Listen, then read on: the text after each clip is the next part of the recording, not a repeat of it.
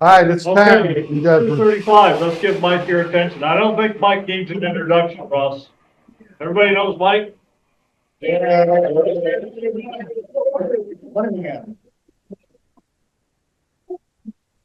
Okay, I guess that's my cue. Okay. All right, as you see here on the screen, come in, folks, please. Chairs are still there. Thank you. Not a problem. Not a problem. The timing's almost impeccable.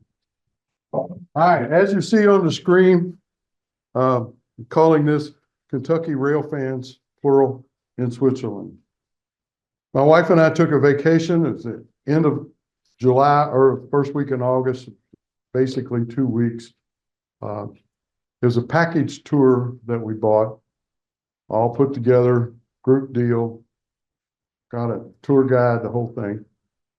So one of the things that I figured out in this time is not only are Swiss watches precise, but the trains are amazing too. They really are. Now here's a little breakdown of what we actually did. The trip was focused in Switzerland, but it actually started in London. This is a British company that we booked the tour with. And we knew ahead of time kind of how it was going to work out. We did a tour with the same company a few years ago in Scotland. So there was 28 people in our group. 26 of them were Brits, and my wife and I, and Theresa and I. So that, and we knew this going in, and it's great. We had more fun with those folks, and you know, it's amazing. We speak the same language, sort of, but it's funny how different it is between us. And so we had a lot of fun with that throughout the whole trip. This is not a travel log. I'm not going to sit here and bore you with shots of the Alps one after the other, although we got about 400 of those. This, I'm trying to focus this more on the trains themselves. So this is not a travel log, as it were. But the trip started in London. Then we changed trains in Paris. We didn't visit Paris. We just switched trains. Then we ended up in Switzerland. We spent 9 days in Switzerland, bunch of different trains there. And then on the way back, we spent a night in Strasbourg, France, which is just over the border between Switzerland and France. And then again, changed trains in Paris and back to London. So it was basically a London to London with a big loop in Switzerland in the middle of it. Now this is where it starts. St. Pancras International Station in London. Kind of central London. And it is immense. I'm over a block away trying to get a picture of this place. And it's, you know, not that hot a picture because it's too far away. But the place was built it was opened in 1868. And it looked just like that when it opened. They didn't add on to it and add on to it and add on to it. It looked like that when they opened it in 1868. Back then, it was basically all train station. Now, it's a shopping mall on the lower level, street level. It's a hotel. It's a really nice restaurant and a train station. And it's used now almost exclusively for what's called the Eurostar train, the high-speed train that runs under the English Channel to Paris, or it runs from London under the English Channel to Brussels, Belgium. Only places it goes, either Paris or Brussels. And they all run out of here. Now inside, on the second level, is where the trains are. Like I said, on the first level is a shopping mall now. A lot of high-end stores. And there's also the area where you go through customs to get on the trains.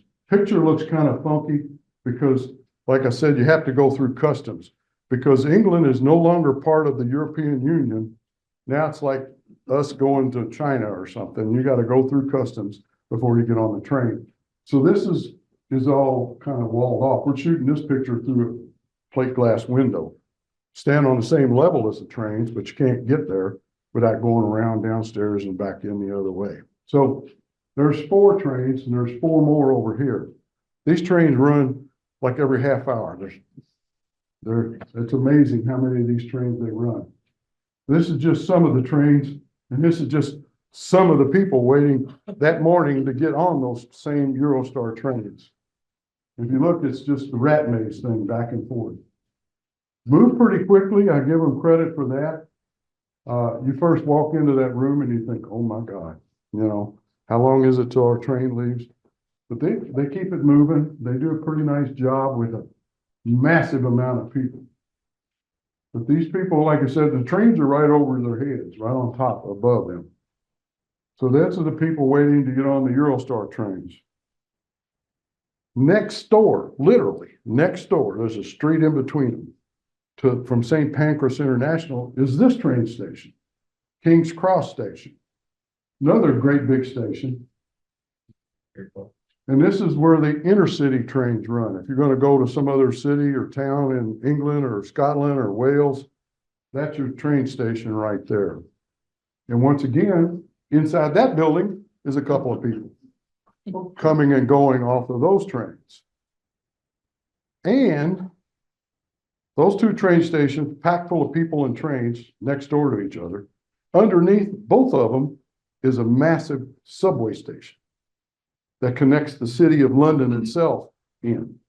There's like 6 different, what they call underground subway lines. About 3 of them cross right underneath these 2 stations into a big, I mean, huge underground station, they call it. There's 3 stations all in a wad right here. And so there's thousands of people every hour coming and going out of here.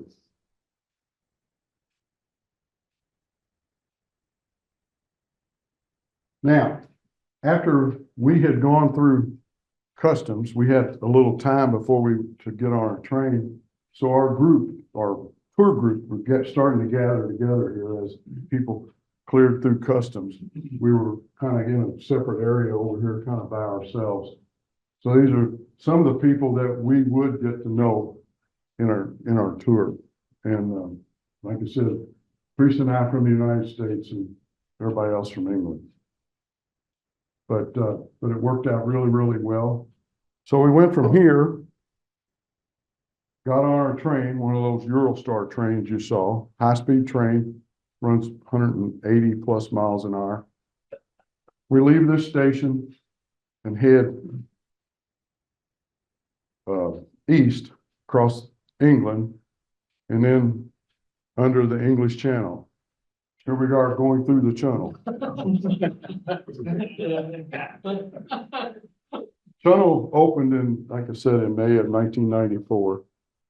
And the Eurostar right now, the only train that goes through it, and they're just all the time.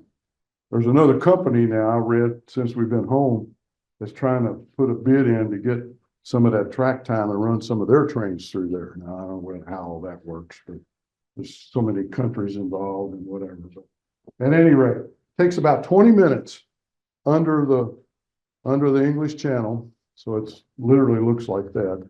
But it's amazing while you're riding there and you think where you are, you know, and then next thing you know, you pop out and it's in Calais, France, you know. So we went through the Channel and then, like I said, through Western France to Paris. And this is the station where we arrived. Took us about 3 hours from London to Paris. And then we arrived at the Gare du Nord station, or for us people from Kentucky, the North Station. Problem for us was this station is like St. Pancras in London. It only handles Eurostar trains now. But we've needed to change trains from the Eurostar to get on the TGV, which is the French version, French high-speed train. But it was in a different station. We arrived here in the North Station, but this is where we were going to depart with the TGV, and we had about an hour and a half between trains. Everybody's going, what? Well, it works out, these are only 2 blocks apart. And as you see, it was a nice, pretty day. The only thing was we had to haul our luggage, but all 28 of us walked the 2 blocks between the 2 stations, no problem. And this is where the Gare de l'Est, the East Station, is where we departed take the TGV train out of Paris. So we didn't get to see much of Paris except 2 blocks between the 2 stations, so can't really count that. But anyway, not all, most European stations are just incredible. The amount of work and money that went into these stations back when they built them is just unreal. This is the east, inside of the east station, but the north station looked just like this. We just kind of beaten a hasty retreat out of there, so I didn't get a lot of pictures of the north station, but they both looked just like this. It was amazing. It really was. The artwork and the stonework, and this is the inside of the station, of course. And they're just amazing. They really are. So here's the train shed outside the east station. And this is where we got on our TGV, which is one of these. I don't think this was the actual train we were on, but there's always a bunch of them in this station.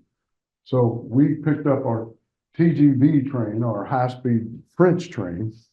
TGV, I understand, is the first letter of the 3 French words that make high-speed train. Yeah, that's what it was told me. But anyway, so we got our TGV train here, and from there we went to Basel, Switzerland. New country, same kind of stations, unreal stations. They really are. We were less than 8 hours counting trains and changing trains from London to Basel, Switzerland. Isn't unreal. Total mileage? I don't know. Sorry. Don't know. Good question, but I don't know. Just spell? It was a spell? Yeah. It's not this far on the map, you know. But good question. I don't know the answer to. Sorry, John. Sorry. But anyway, so now we're in Switzerland. And we're about that much in Switzerland. Basel's not that far across the border from Germany and France. It's kind of in that corner with the 3 countries there. But beautiful city. We spent the night here. In fact, I'm standing in front of our hotel, which is obviously right across the street from the train station. So we spent the night here. The interesting thing is this train station is like the hub of the whole city in Basel. You see this, all the catenary crisscross here. It's just a maze. There's about 6 interurban lines that all cross right here in front of the train station. You see this one, of course, then see over here in the corner is a green one over here. And then off to the side here where you can't see is a open air platform with lots of tracks. And that's where all these trains stop, and you can change from one train to another to get from this side of Basel to that side of Basel. And they all go, the whole city is covered with these interurban lines. And they all end up right here in front of the train station. Interesting thing, at least to me, that I didn't notice until I was putting this together and got to looking at the pictures. I knew that the station had 2 clocks on the front of it. And of course, we're in Switzerland, the clocks have the same time, of course. But not only that, if you look, the second hands are even in the exact same spot. Wow. It's like you got 2 digital clocks hooked together, but they're not digital. You know, but we're in Switzerland now, so you expect that stuff to run like that. And like I mentioned, and I will mention, their trains are unreal in how on time and how precise they are. All right, next day, getting ready to depart Basel, heading for San Moritz. Once again, another big, massive train bay of tracks here. And we're one scratching our heads, big escalator heading down. Which track did they say? So anyway, we rode 2 high-speed trains to get to Basel. But now leaving Basel, going to San Moritz, we're going to take one of these, which is the like Swiss National Railway called the SBB, something Bond. I don't know what, I apologize, but not high speed, but very nice trains. Smooth, quiet. All the trains in Europe are electric, for one thing. They don't have diesels anywhere. There's none of that noisy, smoky, crappy stuff. It's all electric. So everything's under wire. So we got on one of these, and then we left Basel And from Basel, we went to Zurich, but we only went like Paris, we just changed trains in Zurich. And then we ended up, after Zurich, we ended up at Chur, which is kind of in the middle of Switzerland, or yeah, close. And it's a good sized city, but it's kind of a railroad hub. A lot of the different railroads kind of cross in Chur. And so this is where we got off of the SBB, the Swiss National, and got on what they call a name train. And we also switched to narrow gauge. All the trains so far from London all the way to Chur were standard gauge, same gauge we have here, 4 foot, 8.5 inch wide. Everybody know why that's that way? Yeah, it's almost a joke, but it's the same as two horses' butts. That's basically what it amounts to, is a double horse Roman chariot. But anyway, it's all the same until we get here, and now we switch to narrow gauge. And we also get on a train called the Bernina Express. Big time French or Swiss train, goes through the Alps.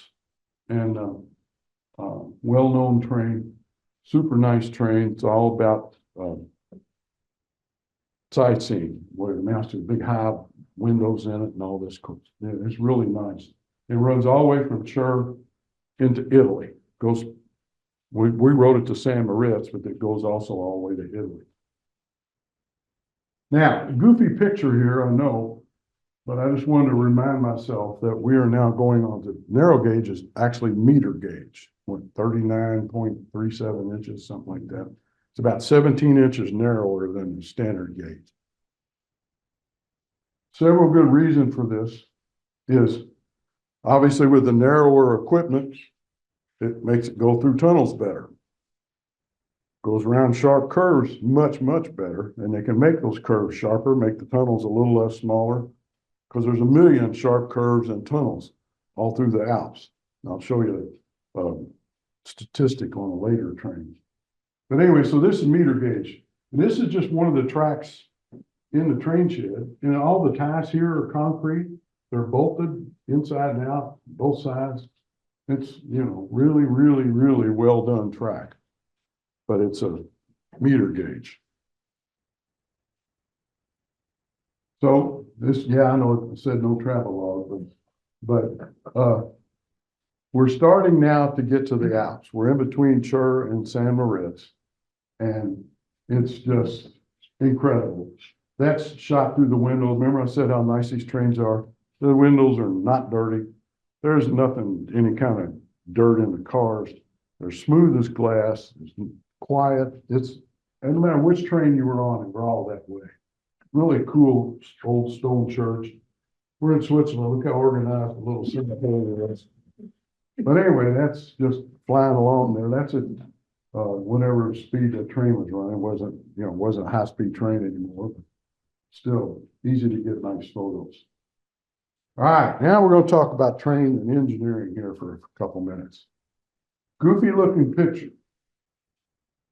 Theresa and I each had cameras, and we're both, because I knew this was coming, this particular spot.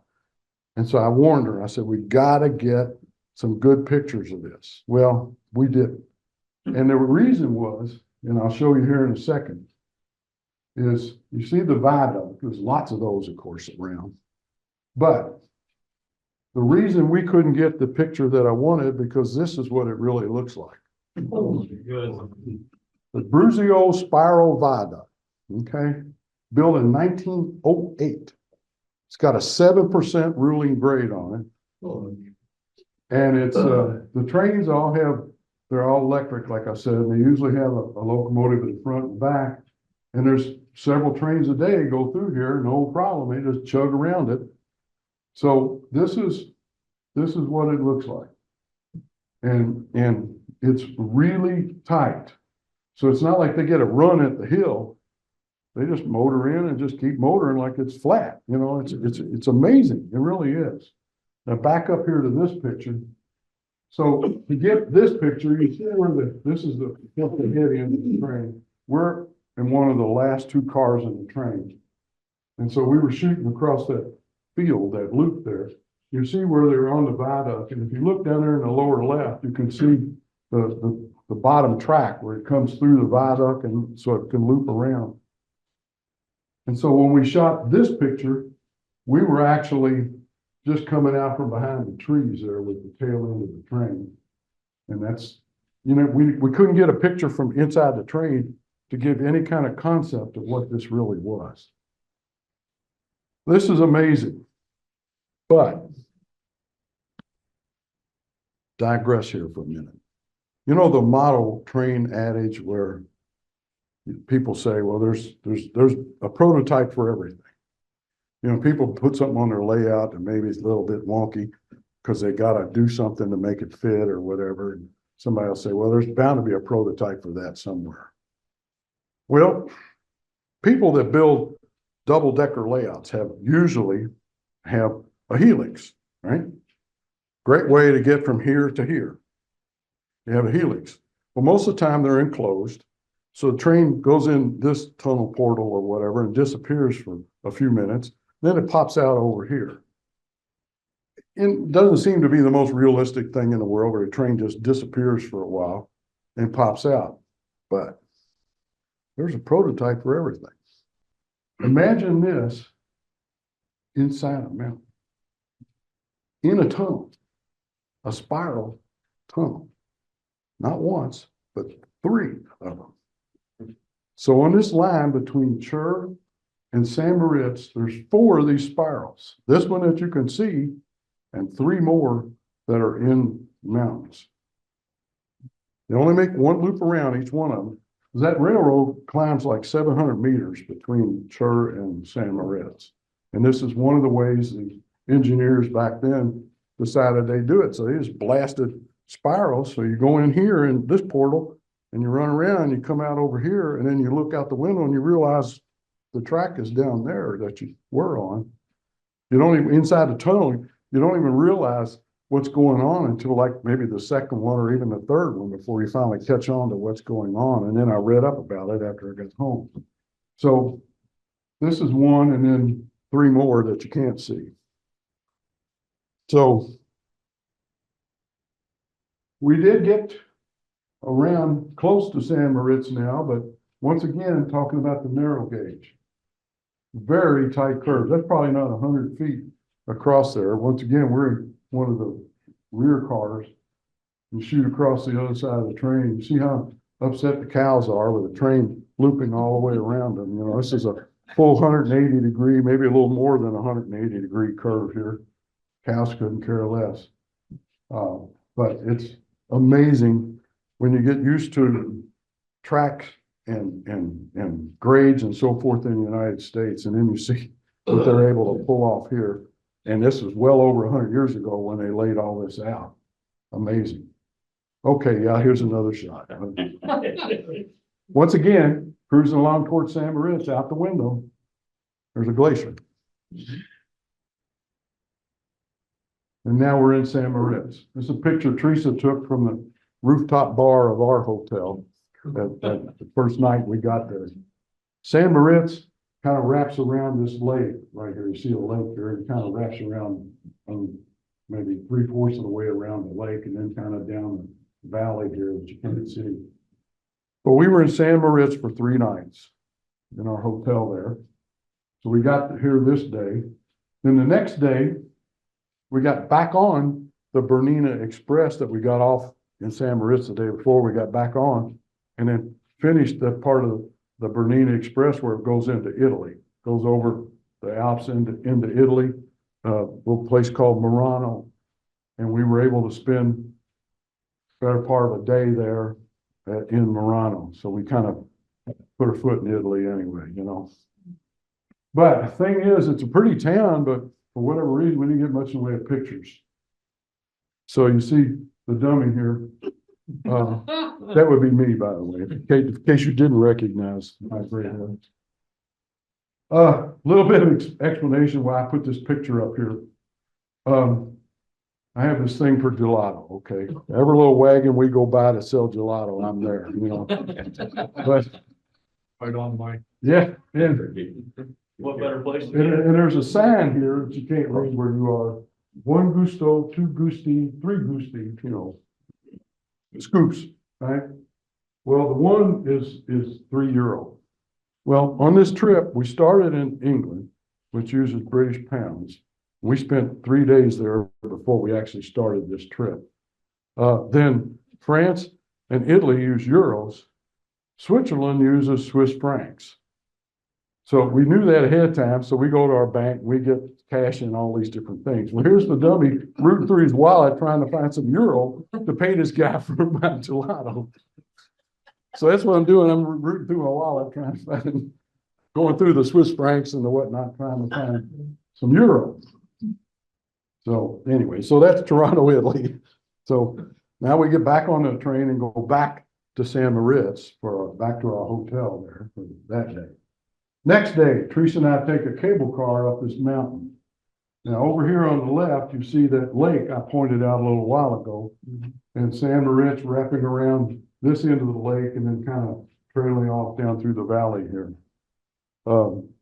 The cable car ride was really, really nice. It really was a beautiful view, as you can tell. You get up there and you just turn all the way around and you see nothing but peaks, Alps, all the way around. It's amazing. And then over there on the left, you see those look like trails of paths. That's what they are. They're hiking and biking paths, where people hike and bike up the mountains. And Swiss are tough people. They really are. They love that kind of stuff, you know. Some people cheated. They put the bikes on the cable car and load it up top and then bike down the mountain. You know? So I get that part. I understand that part. That hiking and biking up the mountain, though, let's get that. Now, I'll ride a cable. But anyway, these are the kind of views you get. It's amazing. It really is. So yeah, we spent, like I said, 3 nights in San Moritz doing this kind of cool stuff. Then it was time to move on. Next train, the Glacier Express, another named train, super popular train. This one goes from San Moritz all the way to Zermatt. It's about an 8-hour ride. But once again, another incredible train, super train. You get lunch on here, table service, dinnerware, silverware. They even take the napkins and fold them up to look like the Matterhorn. So yeah, it's a nice ride. It really is. But it goes from San Moritz to Zermatt. One of the nice things for me was the first part of this trip. It goes from San Moritz back to Chur, back through those. We do all of those spirals the other way that we did coming out. We did them all over again. And then when it gets to Chur, it kind of hangs a left and goes on track we hadn't been on to get to Zermatt. Like I said, the whole ride is about 8 hours. It traverses 91 tunnels, not just those tunnels, 91 tunnels and 291 bridges between San Moritz and Zermatt. It really was great.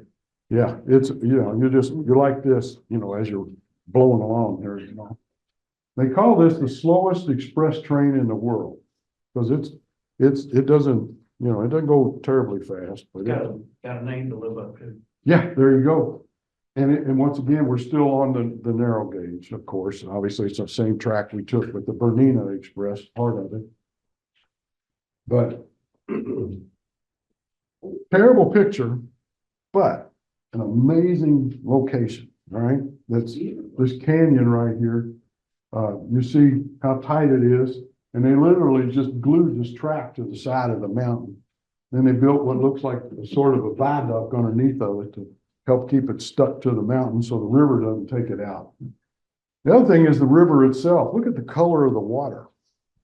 This is glacier runoff. That's what it is. Anybody ever been around a glacier? They're blue. When you're standing on it or close enough to it, they're not white, they're blue. And when they melt, they're blue. And so that's what that is. And if I remember correctly, that's actually the Rhine River right there. The headwaters of the Rhine River. It starts out as glacier melt. And of course, when the time it gets to between France and Germany and stuff, it's this massive river. But this is the beginning of it, or sort of the beginning of it. So you have to excuse dummy once again. I thought that was art shop. Yeah, yeah, no, no art shot here. No, no, it's just the glare of the glass, there's not like you can open the windows on these trains. So you're rolling along. All right, now, this is the absolute only freight train that we saw in basically 2 weeks we were there. Right? You see it running up there on the higher track there. It's a single stack container train. Whole train was containers, and then every container was identical to those, whatever that brand is. They were all exactly the same blue containers. Obviously, there's no double stacks. They won't fit through the tunnels, that sort of thing. And the only reason we were able to get this picture is because our train and that train were moving in the same direction at the same time. So I was able to sort of get a picture that way. And that's why the catenary pole is a blur as it's going by the other way, so. But that's it. I wanted to get that goofy picture because that's the only freight train we saw. Now we're in Zermatt, Switzerland, right? The train station is kind of on one end of the town, and there's no pictures of it because it's the most pitiful looking station of all that we saw in the whole trip. It looked like they built it maybe 10 years ago or something, and they skipped all the pretty stuff. It's very generic looking. But anyway, when you come out of the train station, you're right on Main Street, and then you see right here, this is what everything focuses on in Zermatt. Anybody know what that is? Matterhorn, exactly right. You come out of the train station and everybody's like this, looking at the Matterhorn. And we got all these buildings. These are all hotels or restaurants or shopping things, but not very much of the Matterhorn there. But if you walk down Main Street that way, about 3 or 4 blocks, this is the view. It looks like it's next door. You could walk over to it and pat it or something, but it's a few miles away still. But yeah, that's what Zermatt's all about right there. And this building here, it sort of looks dilapidated to us, but it's anything but. They have stone buildings and some brick buildings, but most of the buildings are built out of this wood, kind of like a version of our log cabin, except the wood's all milled and everything. But the wood, they're wooden buildings. It's not a veneer or anything. It's just the building itself. And they're made out of a special kind of wood. It's called larch pine, Larch. We don't have it here. In fact, that's what these are right here, larch pine.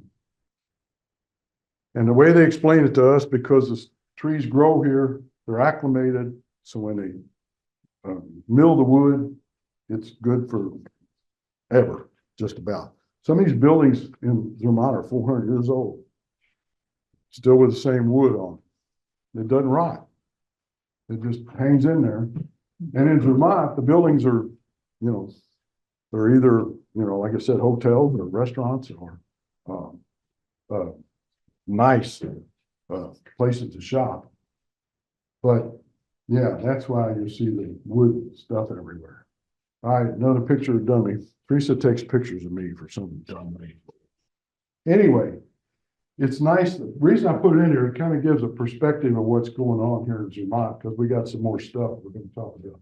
But anyway, on this map, here is Zermatt down here. Then there's a train that runs up the mountain, and that's where I'm pointing to the station that the train goes to. We're going to see that in a minute. And then up here is the Matterhorn. And then what under my arm here is there's a cable car system. It's actually 3 cable cars, and it goes to a different station up here. We'll see some more of that here in a minute. But to give you some perspective of what's going on, we're starting out here and going there, kind of a thing. Zermatt's about 7,000 feet at sea level. All right, one thing I didn't mention, no cars allowed in Zermatt. The whole town, not a single car anywhere. Wouldn't fit. Most of the roads are from here to that door wide. That's it. They just never, they adopted this centuries ago, I guess, or well, whenever they started the cars. They didn't ever rebuild the town to fit them. So you walk, you bike, or if you go to the right hotel, you can ride around in a carriage like this, but, no cars. It's all hoofing. Kind of neat, really. The road's leading to it, but when you get to Zermatt, there's a parking garage. That's where you leave your car, and then you walk.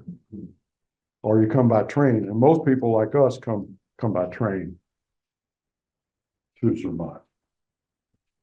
All right, I mentioned that train up the mountain. Here it is, the Garner-Grot Bond, the Garner-Grot Railway. It's a cog railway, goes literally up the mountain. And when I say cogs, I'm not kidding, okay, cogs, right? This 3 feet, if you take that and then multiply it by 6 miles, that's the railroad. The railroad is 6 miles long and it's cogged from the station to the very top. It's all cog. Electric locomotive still, but driven by cogs. Well, there's another one of me. Don't do it. Yeah. For those of you, if there's anybody here that may not know me, I retired from a railroad. I worked for railroad my whole career, but I worked in the mechanical department. I didn't get to drive the trains or anything like that. We did the maintenance on the freight cars and the locomotives. So that's the kind of stuff that interests me. And truly, I was trying to figure out a way to see underneath there to see how this cog thing actually worked. But of course, I never did get that. But because we were getting ready to get on this train and head up the mountain. So I took them at their word that there was drive gear underneath there that worked in that cog. And it obviously does work. They've been doing it for over 100 years. Trains aren't that old, but the railroad is. That's a good picture of the size of the narrow gauge. Yeah, good point there, John. Yeah, it does give a little bit of perspective to the narrow gauge. It does. But same meter gauge that we've been on everywhere else, because for this railroad, they could have built it any way they wanted to, but it's the same kind of deal there. Probably not a good idea to lay on the track and look. No, it wouldn't have been, and I didn't. I was trying to figure out some way to, nope. Anyway, it was really interesting to me to see how that worked. But so anyway, we got on this train to head up the mountain, and it's advertised as like the best way to see the Matterhorn. As you're going up the mountain, the Matterhorn's like right over here, and then there's a station at the top where you can get out. There's a little cafe up there and a big viewing platform and all this kind of stuff. However, this day was not that good. We left the station and went right into a cloud. Big cloud hanging down over the out there. And so we rode the train and we got up to the top and we sat in the cafe and had our Swiss hot chocolate. And we went out on the viewing station, big platform they had there. And you couldn't see 15 feet. You really couldn't, and much less do any real viewing. And then it started to snow. You know, this is August 1st, okay?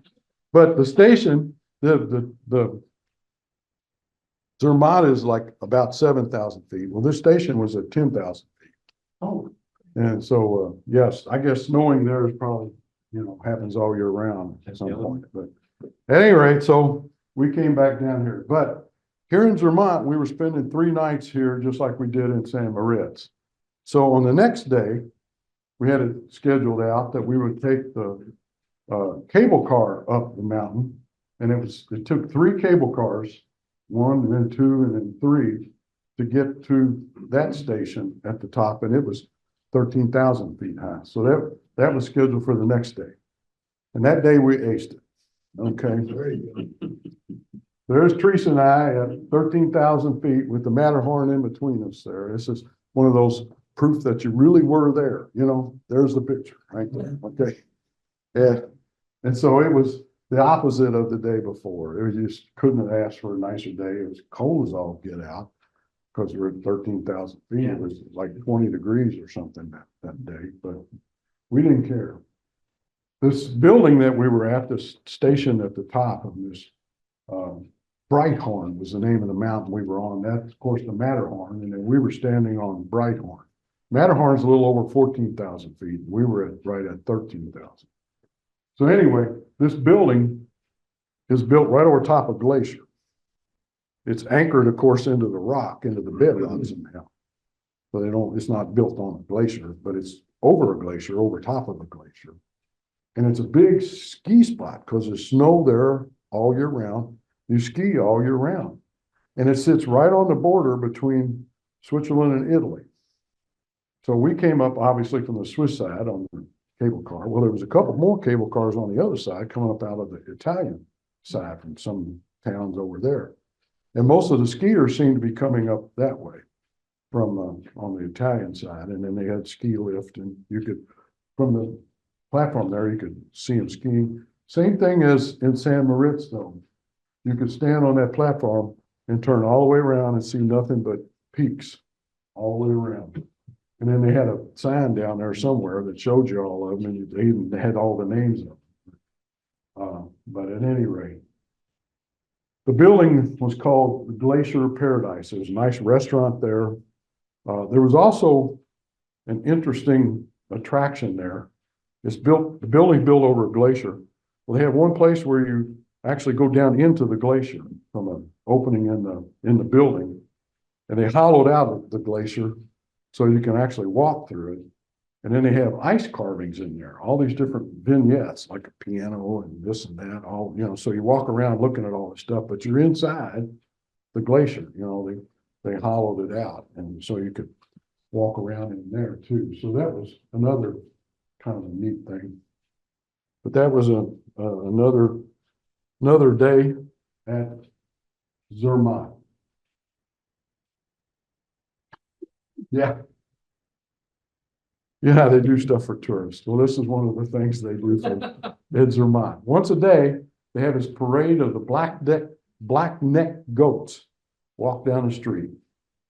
The goats are the weirdest thing. They're obviously real furry, real long fur. This is the Alps after all. But if you took a piece of masking tape and wrapped it around that goat and then spray painted it one black and then painted the other side white, that's the way they look. It's just a dead line. There's no variance, there's no spots. It's black and it's white, and it's just like that. It's incredible. And they're all that way. Every single one of them are like that.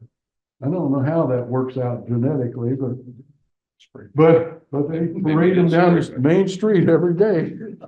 So I have to worry about stopping the traffic, you know, because the walkers got to get out of the way, you know, that's all. But this is the main street. This is Mike over here checking out the railroad stuff. And they kind of curving off of the street there where I missed the main parade. I catch the tail end of it here, but at any rate, tourists to watch anything. Taking pictures all over the place. All right, now I'm gonna take a couple minutes here and get off of the passenger train thing and go back to my deal, freight cars. Not many freight cars I saw anywhere. I don't know whether they just don't have them or they have a place to hide them because they're not in the passenger stations, which I guess would make sense, other side of the town, whatever. And maybe they only run freight trains at night. They run the passenger trains during the day. I don't know. But at any rate, it was interesting to me. I don't know how they get enough stuff shipped around in Switzerland to keep stores full and grocery stocked and that, because you don't see that many tractor trailers running down the roads either. But anyway, this is one track in the passenger train shed in Chur. We're back. Like I said, I'm getting off here a little bit from my circular deal. These were in Chur, and not sure why they stuck them in the train shed like that, but I was checking them out. And then like here's a refrigerated chocolate container. Like what else would you have in Switzerland, you know? But a whole container full of refrigerated container full of chocolate. You see the Matterhorn picture on the side of it there. The fry people, Swiss chocolate, Swiss chocolate. So, and then here again, remembering my mechanical department roots here. I don't understand this. Okay, this is all over Europe, you know, so everything interconnects and all of that. But this seems to be so incredibly dangerous for the persons that have to hook these up. Yeah. This thing here, these are pushing units. And they don't couple, they just butt against each other. That's all they do. And they take up the slack. But the coupler is this link here, this clevis, all right? It's this thing here. So when they're coupling these up, somebody has to stand here holding this clevis up. And when they butt against here, then he drops it over that hook on the other car.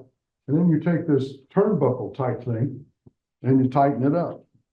And then there's another one on the other side, just like this. It takes two guys. So it takes two people or somebody has to climb over and do it on the other side. How safe is that? Meanwhile, the guy that's on this side, he's, or whoever it is straddle the rail. I mean, he's right where he can get killed if somebody messes up, okay? There's no way this is as strong as what we have here with the knuckle couplers and stuff, but you know, it doesn't have to be, I guess. But it just seems so really dangerous that somebody has to be standing there when they make the coupling, okay? Engineer messes up or doesn't get it stopped or something on the rail, whatever, then this person's in trouble, okay? He's really in a bad spot, but this is what they have. Other thing with my why, what's all these hoses? It only takes one air hose coupled together between each car to make the air brakes work. What's all the other stuff for? I don't know. Maybe one's a service line, and one's a breakaway. Well, this is another, like freight car, like we looked at before. So I don't know. I have no idea, John, what it is. You know, if it was a passenger train or something, you'd think, well, maybe it's heat or something. I don't know. Choose one. Yeah. Water. I don't know. But anyway, so that's just me being inquisitive. I don't know. Here's another one. Now, this one isn't in Sure. I caught this one in a little town called Vist. You see on the post there. 2 tank cars. First thing I noticed, where's the reporting marks? Now, if all the freight cars in Switzerland belong to, say, the Swiss National Railroad, then they wouldn't need to put that mark on them. They wouldn't need to put the railroad on them. They got to keep track of which car number is which. Here's a little closer view. Where's the car number? You know, is it somewhere in this mess here? I mean, you'd think Swiss being Swiss, they'd have that junk figured out. You know, I know they know what they got and where it is, but it doesn't seem that obvious to me.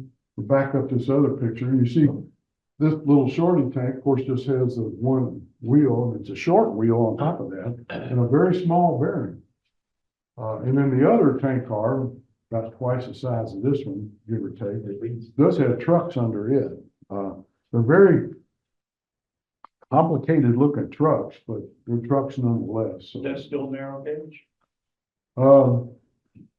don't know. I was over here riding a train catching that picture, so good question.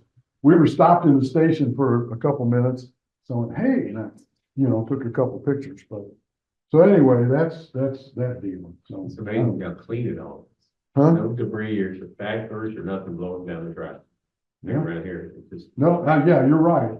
There is some amount of graffiti on the buildings. Nothing on the rail cars, not even the freight cars, none of that stuff. Now, we left Zermatt, like I said, and we got back on the regular Swiss National Railway, the SBB, and we went from Zermatt to Strasbourg, France, which is just over the border from Switzerland. We spent the night here, and that would be our last night on the tour. The next day, we got up and did our train swap, or we got the TGV out of Strasbourg to Paris, and then Eurostar back to London. But once again, amazing train stations. There's a TGV train waiting right there. These are unreal places. Strasbourg, it seemed like a really, really nice city. I'd like to go back there sometime. We just spent the night there. And then we went back to London, and that was the end of it. That's the trip. Any questions? What was the food like? Food was really good. We ate lots of different kinds of food on purpose. We had some meals that were part of the tour that were kind of already, we had like a 2 or 3 entree choice, rather than a full menu. In a lot of places, we just, they had the whole menu. We ate off the menu, whatever we wanted. But it was really good. We had we ate well. And even on the trains, the 2 name trains, we got lunch. The Eurostar, we got lunch. And all of those trains, the food was really good. Theresa and I calculated that we were on 17 different trains in this little less than 2 weeks, like Wow. 12 days, 13 days, Not counting cable cars? not counting cable cars. No, that's right, not counting cable, but it was counting. We flew into Heathrow in London Airport, and then we took the underground, the subway from Heathrow to that station I talked about, the underground station there, because our hotel was across the street from those 2 train stations. And so we took the cable, the underground to there, and then from there back to Heathrow when we departed. So we counted those 2 as trains, but anyway, we had 17 trains. 1 train was 2 minutes late, and they apologized for that. Did you The ride rest of any, them dead on time. did you ride any of the trams in any of the cities? Yeah, we did in Basel, the ones I showed you with the Yeah. massive stuff. We rode one out a little bit and then turned around and came back, just to say we did. Cool. We just, like I said, we only spent an overnight there in Basel, but we had time to do that, so we did. And, that was kind of fun. But yeah, it was a really, really good time. The only problem is that, Theresa started getting sick the last 2 days, and she brought the Swiss version of COVID home with her. And then I got it, but that's the only downside of the thing, and that was just, Hey, Mike. yeah, Russ. Yeah, couple of questions. First one is, with the Euro train leaving or Eurostar leaving roughly every half an hour, could you guesstimate how many people that train holds? No, I'd be afraid to, Russ. As part of our tour, we were in first class, and that was part of the package. Uh-huh. And it wasn't, the car we were in, probably the whole car didn't have 20 people in it. We didn't even get our whole group in our car. There was more than one first class car, but they had, gosh, 5 or 6 cars. And then the other ones, held more people in them. And then they had one car that was the kitchen, and they had a little concession stand there too, where you could go buy food or whatever you wanted. But I don't know. That's another good question I don't know the answer to, is how many people that were on there. Mhm. But it was amazing to me just seeing that many people Yeah, for coming sure. and going all at the same time. It was unreal. And Yeah. I mean, it was a Monday morning, and maybe that had something to do with it, but I don't know. But at any rate, it was busy places. They really were. Yeah. And I did have to excuse myself for a couple of minutes, but was it the cog train for the Matterhorn where it changed? You were talking about this a month or so ago, where it changed gauges 3 times. Was that the train? No. Or Oh, that's a whole different train that we didn't ride. oh, That one okay. goes from Montreux, Switzerland, there by the French border, up to, I think, don't quote me, I think it goes to Moritz, or not St. Moritz, to Zurich. But used to be you had to ride 3 different trains because they were 3 different gauges. Now Uh-huh. they have this high-tech train that actually changes gauge with the wheels. Holy shit. Yeah, every time the gauge changes, the track has an adapter section to it, and the wheels just move in or they move out as needed. And then and not only that, but the station, the walkways are different heights from the different railroads. So then the rail cars do this.